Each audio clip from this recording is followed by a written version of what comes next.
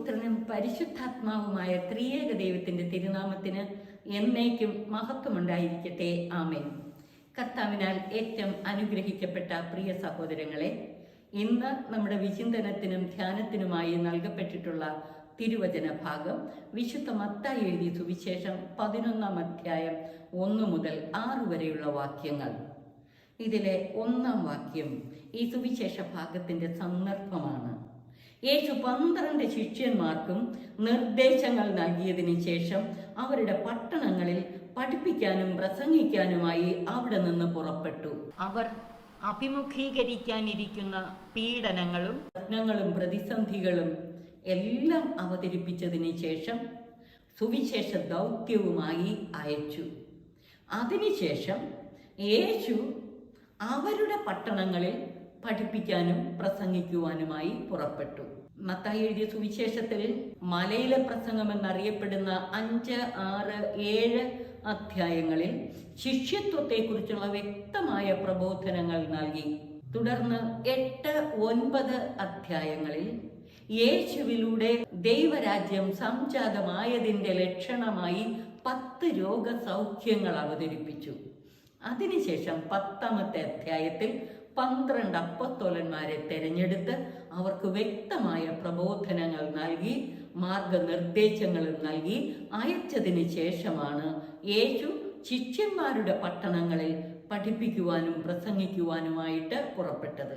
തുടർന്നുള്ള വചനഭാഗങ്ങൾ നമുക്ക് 2 പ്രധാനപ്പെട്ട ഭാഗങ്ങളായിട്ട് തിരിക്കാം.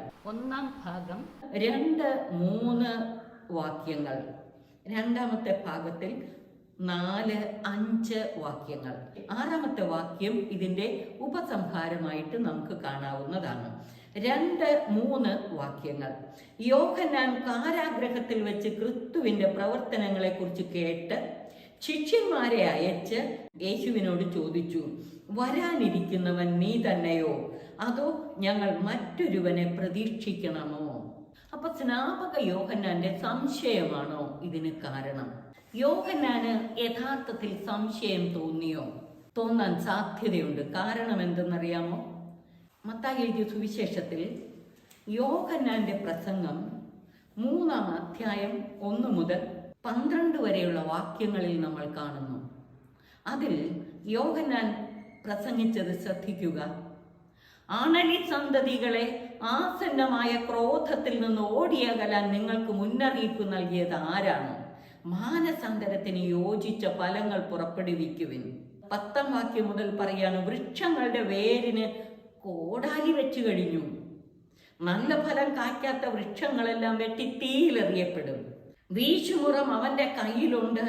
അവൻ കളം വെടിപ്പാക്കി ഗോതമ്പ് അറപ്പുരയിൽ ശേഖരിക്കും, പതിര് കെടാത്ത തീയിൽ കത്തിച്ചു കളയുകയും ചെയ്യും. സ്നാപക യോഹന്നാന്റെ പ്രസംഗം ഇങ്ങനെ പോകുന്നു. പക്ഷെ യേശു പാപികളുടെയും ചുങ്കക്കാരുടെയും സ്നേഹിതനായി അവരോടൊത്ത് ഭക്ഷിക്കുന്നു, അവരെ സുവിശേഷം അറിയിക്കുന്നു. ഇത് കണ്ടപ്പോൾ യഥാർത്ഥത്തിൽ സ്നാപക യോഹന്നാന് സംശയം തോന്നിക്കാണും.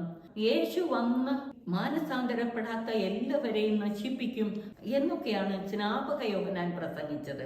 അതിൽ നിന്ന് വ്യത്യസ്തമായ ഒരു ശൈലിയാണ് യേശുവിൽ കാണുന്നത്. പാപികളോട് കരുണ കാണിക്കുന്നവൻ. സ്നാപക യോഹന്നാൻ പഠിപ്പിച്ച ശൈലി അനുസരിച്ച് സ്നാപക യോഹന്നാന്റെ ശിഷ്യന്മാർക്കും ഒരുപക്ഷെ സംശയം തോന്നിക്കാണും. വരാനിരിക്കുന്നവൻ നീ തന്നെയോ, അതോ ഞങ്ങൾ മറ്റൊരുവനെ പ്രതീക്ഷിക്കണമോ? യേശുവിന്റെ മറുപടി നമുക്ക് ശ്രദ്ധിക്കാം. യേശു പറഞ്ഞു, നിങ്ങൾ കേൾക്കുന്നതും കാണുന്നതും പോയി യോഹന്നാനെ അറിയിക്കുക. അന്ധന്മാർ കാഴ്ച പ്രാപിക്കുന്നു, മുടന്തന്മാർ നടക്കുന്നു, കുഷ്ഠരോഗികൾ ശുദ്ധരാക്കപ്പെടുന്നു, ബധിരർ കേൾക്കുന്നു, മരിച്ചവർ ഉയർപ്പിക്കപ്പെടുന്നു, ദരിദ്രരോട് സുവിശേഷം പ്രസംഗിക്കുന്നു. യെശയ്യാ പ്രവാചകന്റെ പുസ്തകം 35-ാം അധ്യായം 5, 6 വാക്യങ്ങളിൽ നമ്മൾ ഇപ്രകാരം വായിക്കുന്നു. അന്ധരുടെ കണ്ണുകൾ തുറക്കപ്പെടും, ബധിരരുടെ ചെവി ഇനി അടഞ്ഞിരിക്കുകയില്ല. അപ്പോൾ മുടന്തൻ മാനിനെ പോലെ കുതിച്ചു ചാടും, മൂകന്റെ നാവ് സന്തോഷത്തിന്റെ ഗാനമുതിർക്കും. ഈ ആനന്ദമാണ് ഇവിടെ പ്രഘോഷിക്കപ്പെടുന്നത്. തുടർന്ന് യെശയ്യാ പ്രവാചകന്റെ പുസ്തകം 61-ാമത്തെ അധ്യായം 1 മുതലുള്ള വാക്യങ്ങളിൽ ദൈവമായ കർത്താവിന്റെ ആത്മാവ് എൻ്റെ മേലുണ്ട്, പീഡിതരെ സദ്വാർത്ത അറിയിക്കുന്നതിന് അവിടുന്ന് എന്നെ അഭിഷേകം ചെയ്തിരിക്കുന്നു. ഹൃദയം തകർന്നവരെ ആശ്വസിപ്പിക്കാനും തടവുകാർക്ക് മോചനവും ബന്ധിതർക്ക് സ്വാതന്ത്ര്യവും പ്രഖ്യാപിക്കാനും കർത്താവിന്റെ കൃപ വത്സരം പ്രഖ്യാപിക്കുവാനും. ഇത് തന്നെയാണ് യേശുവിന്റെ പരസ്യ ജീവിതത്തിന്റെ ആരംഭത്തിൽ ലൂക്കായുടെ സുവിശേഷം 4-ാം അധ്യായം 16 മുതലുള്ള വാക്യങ്ങളിൽ യേശുവിന്റെ പരസ്യ ജീവിതത്തിന്റെ ആരംഭത്തിൽ യേശു പറയുന്നത്. യേശുവിന് നൽകപ്പെട്ടത് യെശയ്യാ പ്രവാചകന്റെ പുസ്തകമാണ്. അവൻ പുസ്തകം തുറന്ന് ഇപ്രകാരം എഴുതപ്പെട്ടിരിക്കുന്നത് കണ്ടു: കർത്താവിന്റെ ആത്മാവ് എൻ്റെ മേലുണ്ട്, ദരിദ്രരെ സുവിശേഷം അറിയിക്കാൻ അവിടുന്ന് എന്നെ അഭിഷേകം ചെയ്തിരിക്കുന്നു. ബന്ധിതർക്ക് മോചനവും അന്ധർക്ക് കാഴ്ചയും അടിച്ചമർത്തപ്പെട്ടവർക്ക് സ്വാതന്ത്ര്യവും. മത്തായിയുടെ സുവിശേഷം 11-ാം അധ്യായത്തിലെ 5-ാം വാക്യത്തിൽ യേശു പറഞ്ഞത് യെശയ്യാ പ്രവാചകന്റെ പ്രവചനം തൻ്റെ ജീവിതത്തിലൂടെ തന്നിലൂടെ ഇന്നിതാ ഇവിടെ നിറവേറിയിരിക്കുന്നു എന്ന്. യേശുവിന്റെ പരസ്യ ജീവിതം മെസ്സയാനിക യുഗത്തിന്റെ സമാരംഭമാണ്. അതാണ് അന്ധർക്ക് കാഴ്ച ലഭിക്കുന്നു, മൂകന്റെ നാവ് സ്വതന്ത്രമാകുന്നു, ഉടന്തൻ മാനിനെ പോലെ തുള്ളിച്ചാടുന്നു. രക്ഷയുടെ ആനന്ദത്തിന്റെ അനുഭവം യേശുവിലൂടെ സമാരംഭിച്ച രക്ഷയുടെ നവയുഗം. പ്രവാചകന്മാരുടെ പ്രവചനം യേശുവിൽ നിറവേറി നവയുഗം സംജാതമായി. മെസ്സയാനിക യുഗത്തിന്റെ ആരംഭം, രക്ഷയുടെ ആനന്ദം ഇതാണ് നിങ്ങൾ കാണുന്നത് എന്ന് സ്നാപക യോഹന്നാനോട് പോയി പറയാൻ പ്രതീക്ഷിച്ചിരുന്ന മിശിഹ തന്നെയാണ് താനെന്നും മിശിഹായിലൂടെ ആരംഭിക്കുന്നത് ദൈവത്തിന്റെ കൃപാ വത്സരമാണ്. കരുണാർദ്ര സ്നേഹത്തിന്റെ പുതുയുഗം ആരംഭിക്കുകയാണ്. 11:6 ഈ തിരുവചന ഭാഗത്തിന്റെ ഉപസംഹാരം എന്നോണം യേശു പറയുകയാണ്: എന്നിൽ ഇടർച്ച തോന്നാത്തവൻ ഭാഗ്യവാൻ. സ്നാപക യോഹന്നാന്റെ ശിഷ്യന്മാർക്ക് തന്നിൽ നിറവേറുന്ന മെസ്സയാനിക യുഗത്തിന്റെ അടയാളങ്ങൾ എടുത്തു കാട്ടിക്കൊണ്ട് യേശു പറയുകയാണ്: പ്രവാചകന്മാർ മുൻകൂട്ടി അറിയിച്ചിരുന്ന മെസ്സയാനിക യുഗം സംജാതമായി, രക്ഷയുടെ നവയുഗം സംജാതമായി, ദൈവഭരണത്തിന്റെ പുതുയുഗം.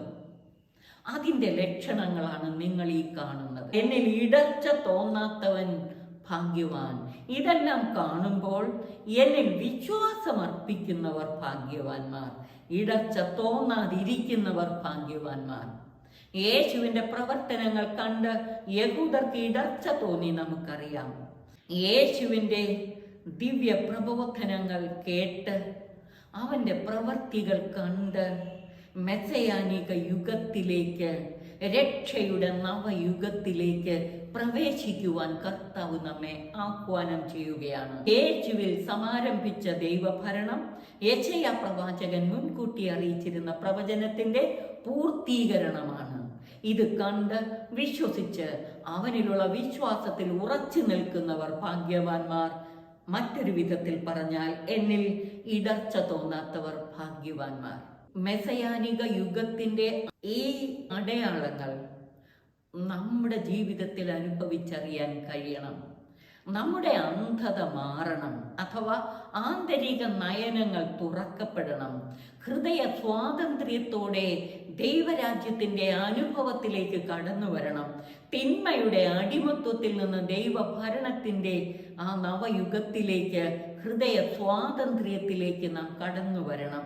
നമ്മുടെ ആന്തരിക നയനങ്ങൾ തുറക്കപ്പെടുക മാത്രമല്ല, ദരിദ്രരോട് സുവിശേഷം പ്രഘോഷിക്കപ്പെടുന്നു. ദൈവരാജ്യത്തിന്റെ സുവിശേഷം സ്വീകരിച്ച് രക്ഷയുടെ നവയുഗത്തിലേക്ക് പ്രവേശിക്കാൻ പ്രിയമുള്ളവരെ, ക്രിസ്മസിനായി ഒരുങ്ങുന്ന ഈ ദിനങ്ങളിൽ ഈ രക്ഷയുടെ നവയുഗത്തിന്റെ അനുഭവത്തിലേക്ക് നമ്മെ ദൈവം നയിക്കട്ടെ.